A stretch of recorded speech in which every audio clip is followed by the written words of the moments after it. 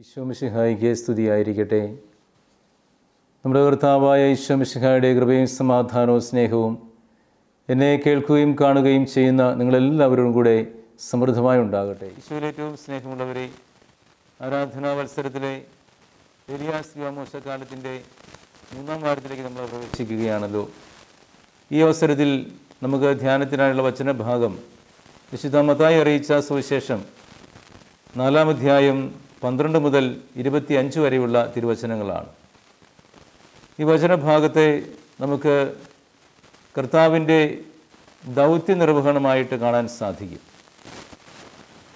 ഈശോ തൻ്റെ ദൗത്യം നിർവഹിക്കുമ്പോൾ 2-3 കാര്യങ്ങൾ ഇവിടെ തൻ്റെ ദൗത്യമായിട്ട് കർത്താവ് ചെയ്യുന്നുണ്ട്.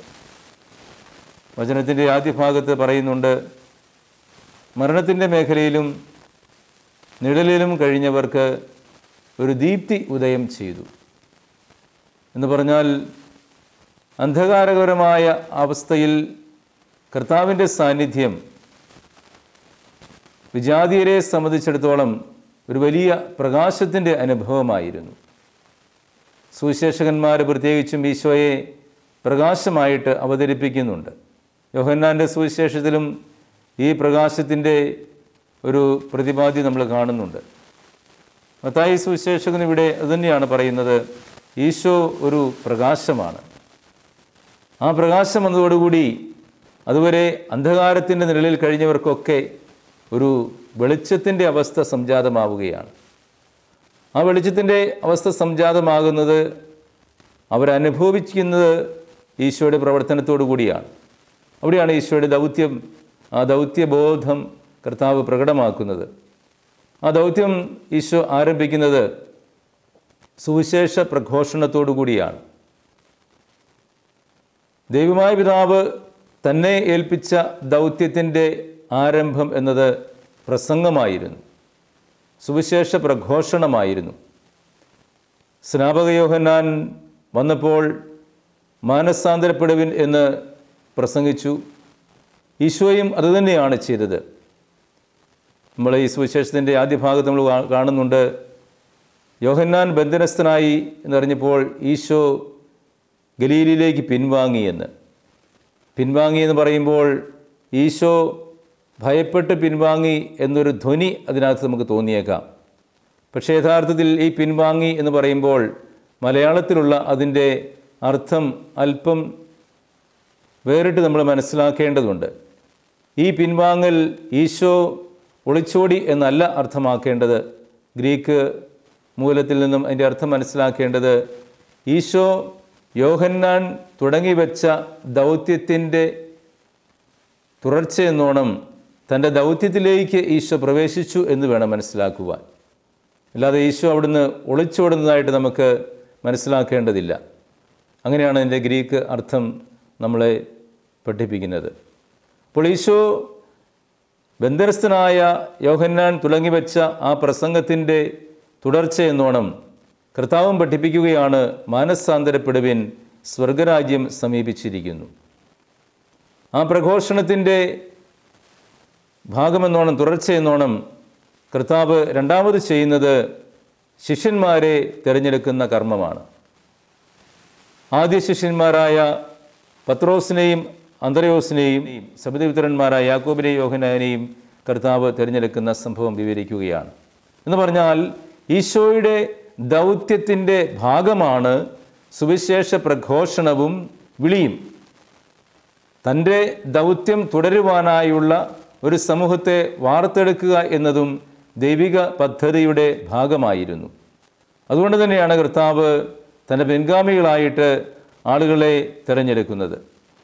ഇനി അതിൻ്റെ 3-ാമത്തെ തലം എന്ന് പറയുന്നത് ആ സുവിശേഷ പ്രഘോഷണം, വിളിയുടെ സമാപനത്തിൽ രോഗശാന്തി കൊടുക്കുകയാണ്.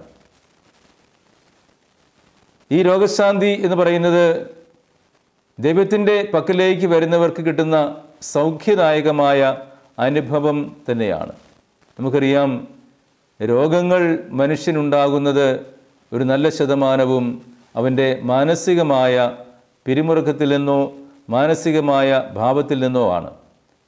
ഈ മാനസികമായ ഭാവം ദൈവ സാന്നിധ്യത്തിലൂടെ ആരോഗ്യമുള്ളതായി മാറുമ്പോൾ ശരീരത്തിനും ആരോഗ്യമുണ്ടാവുകയാണ്. നമുക്കറിയാം, ദൈവ സാന്നിധ്യം എല്ലാ മനുഷ്യർക്കും ആരോഗ്യം നൽകുന്ന ആത്മീയ അനുഭവമാണ് ഉണ്ടാകുന്നത്. മനസ്സിന് സന്തോഷം തരുന്ന ഒരു അനുഭവമാണ് ദൈവ സാന്നിധ്യം ഒരു മനുഷ്യന് കൊടുക്കുന്നത്. നമ്മുടെയൊക്കെ ജീവിതത്തിൽ സന്തോഷം നഷ്ടപ്പെടുമ്പോൾ, സമാധാനം നഷ്ടപ്പെടുമ്പോൾ ആണ് പലപ്പോഴും നമ്മൾ രോഗികളായി മാറുന്നത്. എന്ന് പറഞ്ഞാൽ ഈ സന്തോഷവും സമാധാനവുമൊക്കെ നമ്മളിൽ ഉണ്ടാകണമെങ്കിൽ നമ്മളിൽ ദൈവസാന്നിധ്യം ഉണ്ടാകണമെന്നർത്ഥം. ദൈവസാന്നിധ്യം അപ്രത്യക്ഷമാകുമ്പോഴാണ്, ദൈവത്തോടുള്ള നമ്മുടെ ബന്ധം മുറിഞ്ഞു കഴിയുമ്പോഴാണ് നമ്മൾ അസ്വസ്ഥരായി മാറുന്നത്, നമ്മൾ സമാധാനമില്ലാത്തവരായി മാറുന്നത്. ഈ അസ്വസ്ഥതയും സമാധാനക്കേടുമാണ് നമ്മളെ ശാരീരികമായ രോഗത്തിന് കാരണമാക്കി തീർക്കുന്നത് ഒരു പരിധിവരെ. അതുകൊണ്ട് തന്നെയാണ് നമ്മൾ രോഗികളായി മാറുന്നത്. അപ്പോൾ ഈ രോഗം മാറുന്നപ്പോഴാണ് ദൈവസാന്നിധ്യം നമ്മളിൽ കൂടുതൽ അടുക്കുമ്പോഴാണ്, അല്ലെങ്കിൽ ദൈവസാന്നിധ്യം നമ്മളിൽ നിറയുമ്പോഴാണ്, ദൈവത്തോട് നമ്മൾ കൂടുതൽ അടുക്കുമ്പോഴാണ് മനസ്സമാധാനം നമുക്കുണ്ടാകുന്നത്. ഈ മനസ്സമാധാനത്തിൻ്റെ ഒരു അവസ്ഥയാണ് ഒരു വ്യക്തിയുടെ ജീവിതത്തിലെ ആരോഗ്യാവസ്ഥ എന്ന് പറയുന്നത്. അവിടെ രോഗങ്ങളെല്ലാം അപ്രത്യക്ഷമാകും. ഒരുവനെ രോഗിയാക്കുവാൻ എളുപ്പമാണ്. ദൈവം അനുവദിക്കാത്തിടത്തോളം കാലം ദൈവത്തിൻ്റെ കരസ്പർശമില്ലാതെ ആർക്കും രോഗസൗഖ്യം ഉണ്ടാവുകയില്ല. നമുക്കറിയാമല്ലോ, ഇപ്പോൾ നമ്മൾ കൊറോണ എന്ന ഒരു മൂടുപടമണിഞ്ഞ ഒരു വിപത്തിൻ്റെ വഴിയിലൂടെ സഞ്ചരിക്കുകയാണല്ലോ. ഈ കൊറോണ ഒരു പരിധിവരെ മനുഷ്യൻ്റെ രോഗ അവസ്ഥയിലേക്ക് അവനെ വലിച്ചിട്ടു എന്ന് വേണമെങ്കിൽ നമുക്ക് പറയാം. അത്രമാത്രം ഭീകരമായ ഒരു രോഗമായിട്ട് ഇതിനെ വിശേഷിപ്പിച്ച് ഒരുപാട് മനുഷ്യർക്ക് ഭീതി ഉളവാക്കി എന്നുള്ളത് ഒരു യാഥാർത്ഥ്യമാണ്. എന്ന് പറഞ്ഞതുപോലെ മനുഷ്യനെ ഭീതി ഉളവാക്കുവാൻ ആർക്കും സാധിക്കും. ഒരു രോഗി വിശ്വസിച്ചുകൊണ്ടാണ് ഒരു ഡോക്ടറുടെ അടുത്തേക്ക് പോകുന്നത്, ഈ ഡോക്ടർക്ക് എന്നെ സുഖപ്പെടുത്താൻ സാധിക്കുമെന്ന്. എന്നാൽ ഈ ഡോക്ടർ പറയുന്നത് എന്തും ഈ രോഗി വിശ്വസിക്കും. നിനക്ക് രോഗമുണ്ട് എന്ന് പറഞ്ഞാൽ ആ രോഗി രോഗമില്ലെങ്കിൽ പോലും രോഗമുള്ളവനായി മാറും. നിനക്ക് രോഗമില്ല എന്ന് ഒരു രോഗിയോട് ഒരു ഡോക്ടർ പറഞ്ഞാൽ അയാളുടെ രോഗം അപ്രത്യക്ഷമായി കഴിഞ്ഞു, കാരണം വിശ്വാസമാണ്. അപ്പോൾ ഇത് ദൈവ സാന്നിധ്യത്തിൻ്റെ ഒരു അടയാളം കൂടിയാണ്. അപ്പോൾ ദൈവത്തിൻ്റെ സാന്നിധ്യം ഒരു വ്യക്തിയിൽ ഉണ്ടായി കഴിയുമ്പോൾ അവിടെ രോഗശാന്തി സംജാതമാവുകയാണ്. കർത്താവിൻ്റെ ദൗത്യത്തിൻ്റെ ഒരു വലിയ ഭാഗമാണിത്, ഈ രോഗശാന്തി എന്ന് പറയുന്നത്. അതുകൊണ്ട് നമ്മുടെ ജീവിതത്തിലും കർത്താവിൻ്റെ ഈ ദൗത്യ നിർവഹണത്തിൻ്റെ ഒരു മേഖല നമുക്ക് പരിശീലിക്കാൻ പരിശ്രമിക്കാം. അതായത് നമ്മളെ ദൈവം ഏൽപ്പിച്ചിരിക്കുന്ന ഒരു ദൗത്യം, അതെന്തായിരുന്നാലും മറ്റുള്ളവർക്ക് പ്രകാശം കൊടുത്തുകൊണ്ട് കർത്താവിൻ്റെ സ്നേഹത്തിൻ്റെ സുവിശേഷം പ്രസംഗിക്കുന്നവരായി മാറണം. അതേത് ജീവിതാന്തസ്സിലായിരുന്നാലും, കുടുംബത്തിലായിരുന്നാലും, മറ്റ് പൗരോഹിത്യ സന്യാസത്തിലായിരുന്നാലും, നമ്മൾക്ക് ഓരോരുത്തർക്കും കർത്താവ് നൽകിയ ദൗത്യം നിർവഹിക്കാൻ നമ്മൾ തയ്യാറാകുമ്പോഴാണ് അവിടെയൊക്കെ മറ്റുള്ളവർക്ക് പ്രകാശമായി നമ്മൾ മാറുന്നത്. ഇനി ആ പ്രകാശത്തിൻ്റെ ഭാഗമെന്നോണമാണ് നമുക്കറിയാം, കുടുംബത്തിലൊക്കെ ആണെങ്കിൽ മാതാപിതാക്കന്മാർക്ക് മക്കളുണ്ടാകുന്നു ദൈവത്തിൻ്റെ ദാനമായി. അതൊരു വിളിയാണ്. ആ മക്കൾക്ക് ജന്മം നൽകുന്നതോടുകൂടി അവരുടെ പിൻഗാമികളെ വാർത്തെടുക്കുകയാണ് ചെയ്യുന്നത്. മൂന്നാമതായി നൽകുന്നത് രോഗശാന്തിയുടെ അവസരമാണ്. എന്ന് പറഞ്ഞാൽ മറ്റുള്ളവർക്ക് സമാധാനം കൊടുക്കുന്നവരായി നമ്മൾ മാറണമെന്നർത്ഥം. അപ്പോൾ ദൗത്യം എന്ന് പറയുന്നത് പ്രകാശം കൊടുത്തുകൊണ്ട്, പ്രഘോഷിച്ച്, വിളി കൊടുത്ത് മറ്റുള്ളവർക്ക് സൗഖ്യദായകമായ അനുഭവം കൊടുക്കുക. ആർക്കും നമ്മളൊരു ഇരുട്ട് കൊടുക്കാൻ പാടില്ല, വെളിച്ചമാണ്. സൗഖ്യവും എല്ലാം വെളിച്ചത്തിൻ്റെ അടയാളങ്ങളാണ്.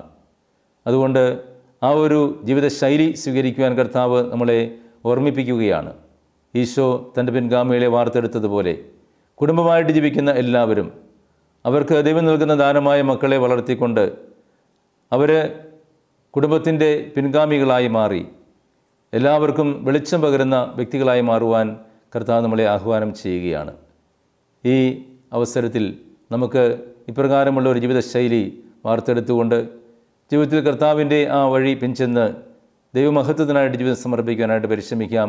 അതിനുള്ള കൃപയ്ക്കായി ഈശോയോട് പ്രാർത്ഥിക്കാം. ദൈവം നമ്മളെ എല്ലാവരെയും സമൃദ്ധമായി അനുഗ്രഹിക്കട്ടെ.